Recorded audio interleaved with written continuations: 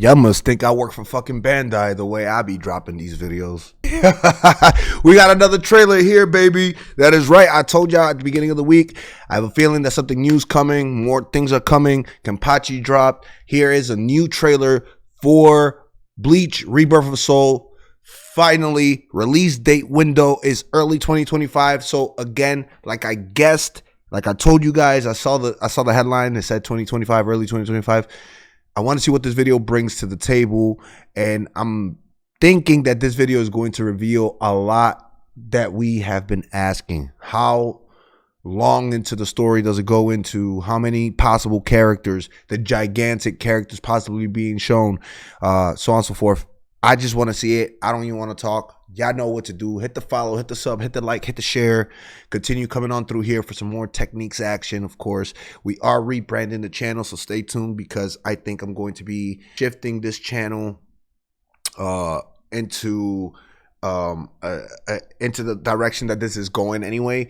But I want to go ahead and make sure that this is separate from my FGC stuff. So if you guys like fighting game content, Street Fighter, Tekken, Mortal Kombat, all that stuff, I'm going to post a second channel in my next video, and that video will have the link to my newest channel, and that's where we're going to be posting things up for the actual House of Techneex FGC, where from this point forward we're going to be having a lot more fighting game stuff in that channel. But yeah, let's go ahead and get to it right now. Let's start this video. Let's see what we got. Here we go. Okay, that's Wako Mundo, based on the story by Tite Kubo.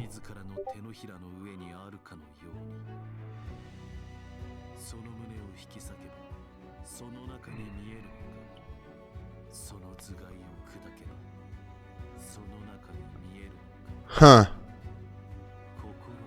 Kokoro to na.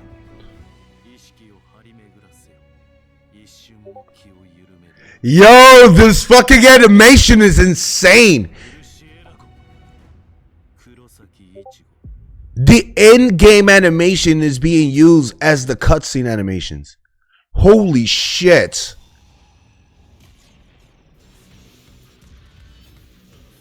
Bro, this looks insane.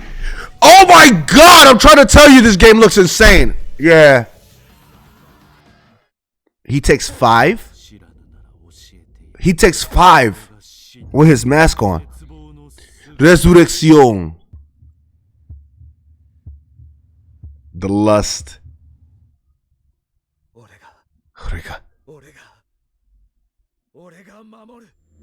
I will win.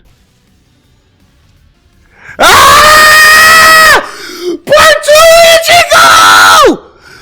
Oh my god.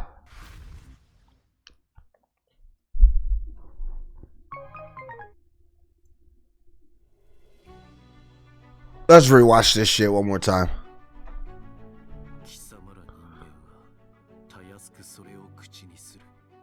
You humans.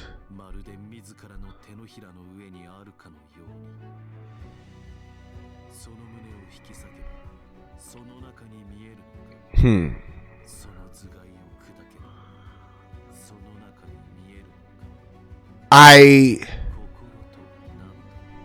am like astonished. They're literally using in-game models for the cutscenes. Like, you know how you have like a better rendered model or something like that, or the same model but a way better rendered? No, they're like literally rendering the in-game with everything. This is insanity. That's Ichigo Part 2. Yeah, okay. Makes perfect sense.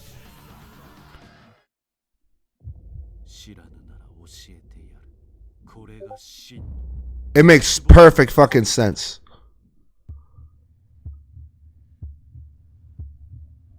Soul Destruction 6. His soul destruction is 6.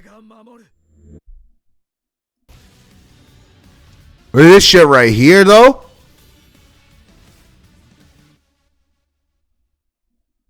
Okay. Okay. Okay. Okay. Okay. there's not much to break down. There is everything to just say. Let's just put it like that. There's just a lot to say. So I'm just gonna put it up there. This game is coming out with some amazing heat. Honestly, I can't complain. I really can't. Now, we all want it, and I know you guys are gonna be disappointed, but this is a solid confirmation as to where the game is going to end. This game is not going past the Hueco Mundo arc. That is the true and harsh reality. The true and harsh reality is this game is not going past the Hueco Mundo arc. And for those who were looking forward to playing with Cat Yoroichi, with some of the bigger bankais and OP bankais and OP resurrections, you're not going to get that in this game. This game is going to give you all the way up to the final fight with Grimjow and Ulquiorra, of course. It will have some of those characters from that initial battle, but it will not have everyone from the initial battle with Aizen. So let's say it like this. The way the manga skips around is that the battle with Aizen starts before this battle starts. And so you get some action on the other side of things with the captains and such. And then we get this right here. So if I am correct to say that, that means that this is the final battle in the game. Now, that doesn't take away that they can go ahead and add future DLCs. So think about that. If this game goes all the way up to Hueco Mundo / the battle with Ulquiorra, then the first DLC could possibly be a story mode expansion / character expansion, and each character that drops comes along with a part of the story mode, an additional chapter or something like that. I honestly think that if they go down that route, that would be an amazing route to go down, and it kind of mimics the Street Fighter 6 aspect of things, that when a new character drops, they update the world tour, and then you see new cutscenes and new events happen and unfolding to give you the full context of the full story. But I can't turn around and say that that's what they're going for here. That's something that we will have to wait to see how the DLC formatting goes. What we do get from here is a show of presentation of skills. As we can see, Ulquiorra's Resurrección, his ultimate takes 6 bars of destruction, and Ichigo's ultimate in his mass form takes 5 bars of destruction.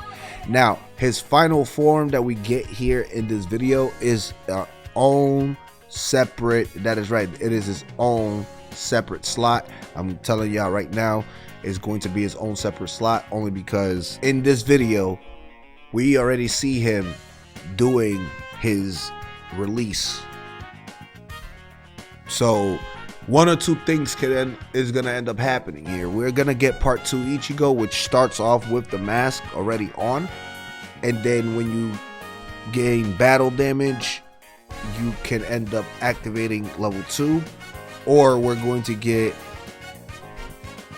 one of the few characters that have multiple transformations. Now, I don't know how that works. That's something that we have to kind of put into perspective, because this looks like the moment where he goes like that with the mask is that you activated your Resurrección, but it doesn't seem like that's the case. Now, what confirms what I'm saying is the fact that these two characters right here are already in their Bankai / mask mode form. So again, I'm really, because I paused the video, I really want you guys to see that. So if in story mode, they'll give you each character stage, so you can use them at each individual stage.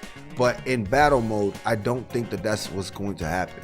Now, if we get a second version of Ichigo, and then this Ichigo has double transformations, that'd be fucking crazy. Like, that'd be stupid crazy, because then why wouldn't you do that with the other characters that have their sword, then their shikai, and then their bankai. Does that make sense? And then I'll double down as to why they did not go ahead and, you know, expand on Rangiku's movesets if they're going to go ahead and take freedom with characters and divvy up their transformations and divvy up the way that they do things. Part 2, Ichigo more than likely has the mask on automatically, and upon doing Soul Awakening, he'll be able to go into his second stage. So that's my catch. I think that's what I think is happening here. Paying attention to that, because that caused 5 damage of soul destruction. But then he goes into his final stage, and of course the lust attack here takes away 6. So take it or leave it. Take it or leave it from what I'm saying. I think that that's exactly what is going on here. They are 2 separate characters. They're not in the same slot. It is not the same Ichigo we saw from part 1. It is a separate character, and I truly believe that. As his intro, he comes in, tells you he doesn't have enough time to play around. He activates the mask, and the match starts. Same way with Ulquiorra. When Ulquiorra gets presented, Ulquiorra will get presented in a way that he's gonna walk in. He's gonna say something of the sort, kind of similar, like, I don't got time to waste with trash, or something like that. And he's gonna go into his release form. Now, we're not being shown anything important or anything like crazy, because there is no crazy new mechanic to which I can talk to you guys about or anything like that. But what I can definitely tell you guys is that we are being shown that there are characters that cause higher levels of soul destruction based off their levels and based off who they are. So the latter portion of the game characters are more than likely going to cause more soul destructions in their base form than the earlier version of the characters. But I think that if they balance it out correctly, then what we can end up getting is that the earlier version of the characters more than likely can take more damage, have more accessibility, and are more user friendly as far as technicalities and things go, compared to the second half characters that we'll get. Now, we're talking about first half and second half. Just understand that there's only going to be quite the few people that are going to get first half, second half characters, and the only person I've seen so far and get a part 1 and part 2 is Ichigo. The same can be said about Ulquiorra. We can get Ulquiorra in his base form, then transform it into his release form, and then we could get his release form, transform it into his awakening mode, his full release. It could be said the same thing, but there's only quite the few characters that are being marked as part 1, part 2. And yeah, I think that that's a good leaving point here.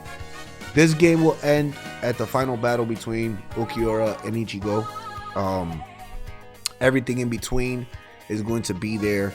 I highly doubt that we'll get the full battle with Aizen in this game. We more than likely will get it as part of the DLC. So for those who are looking forward to playing with like Holly-Bell, or, you know, playing or Sajin, for example, who has a giant Bankai, we probably are not going to get that here. Just that simple. Just that simple. And it's only because if you look at the trajectory of certain characters, they've barely fought until we got to the Aizen battle, which will make sense. And then at that point, you can add them as DLC. That's where I'll leave it at. Thank y'all for coming in. Thank y'all for tuning in. Love y'all. Y'all already know. Holla at me for more Bleach Rebirth for Soul content, and I will catch you guys in the next video. I'm out.